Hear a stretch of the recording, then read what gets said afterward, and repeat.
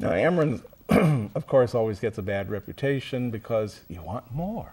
Hey, we want another 5%. Oh, man, we need 10%. Now, Right. what is it, 18, 19% was the latest In Missouri, they asked for request. an 18% rate Okay, increase. so, of course, the payers, they all think, oh, what are they talking about? You know, Right. they want more money. I've got my electricity. They just want more. Explain to me and to the audience, why do you need more money? Well, the reason, I can speak for Missouri. We're having the rate case in Missouri.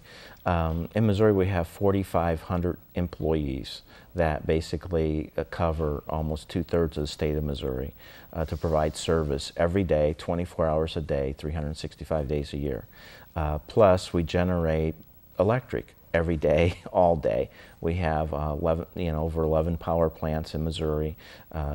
Just the fuel for those power plants alone is in the hundreds of millions of dollars each year. A year. Now, this is coal you're talking about, for the most part. That's for coal, right? And then plus probably over $100 million a year in fuel for the nuclear power plant. Now, what would happen if all of a sudden an additional tax was thrown on top of that coal?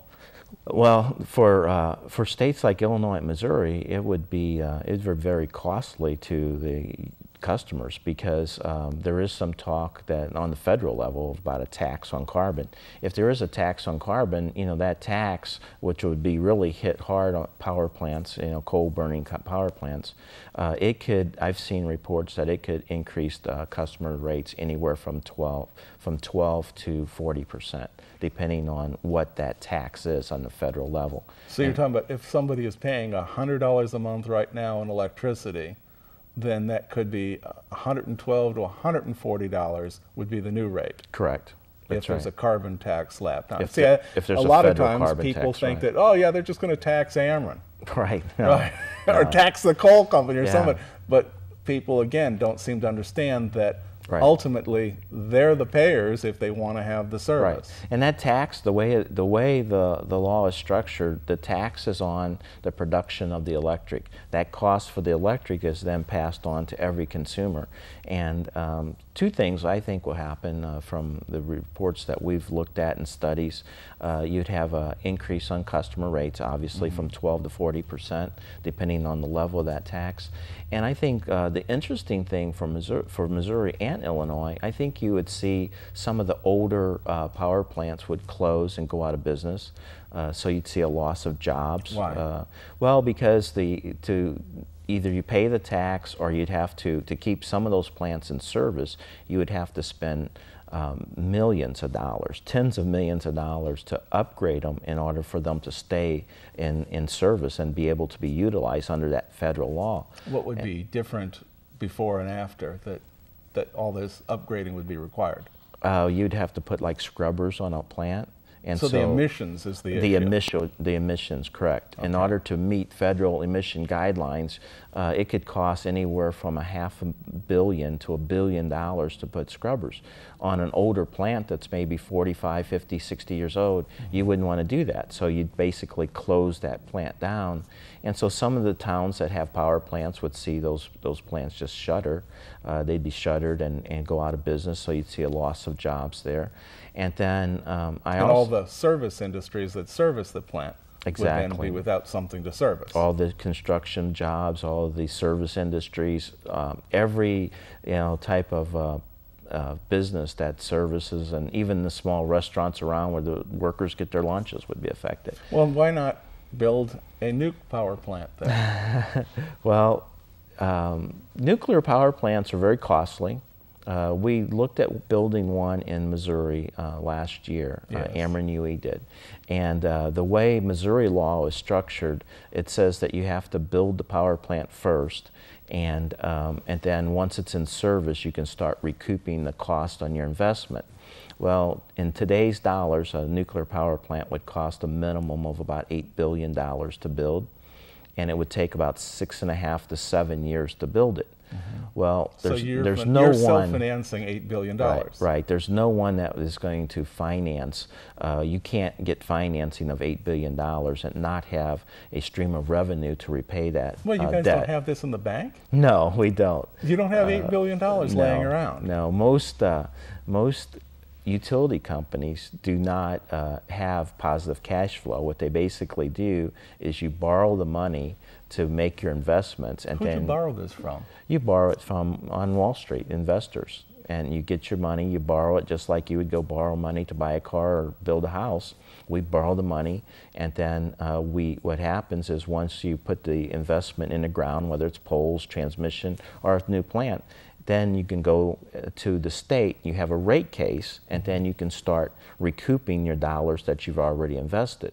Right. Well, and most of the time, you're talking about investments in the millions, maybe sometimes in the hundreds of millions, but in a nuclear power plant, you're talking $8 billion, and you just cannot finance that under current Missouri law. So the legislature would have to change the law in order to let you do that, and they haven't been willing to do that. Other states have. Now, what was the question that went before the legislature specifically? The question was to let a utility company who is building a nuclear power plant start recouping the cost of the interest on the money that they borrowed immediately. So that would be added into the bill, right, that people are paying for their electricity. Right. You'd start paying, the customers would start paying a percentage of the interest that was being used to build the plant on the dollars that you borrowed to build the plant before the plant was actually in service. And the argument against this was? The successful argument against this was? Well, I don't know if it was successful. Well, you didn't get the bill. We made a decision to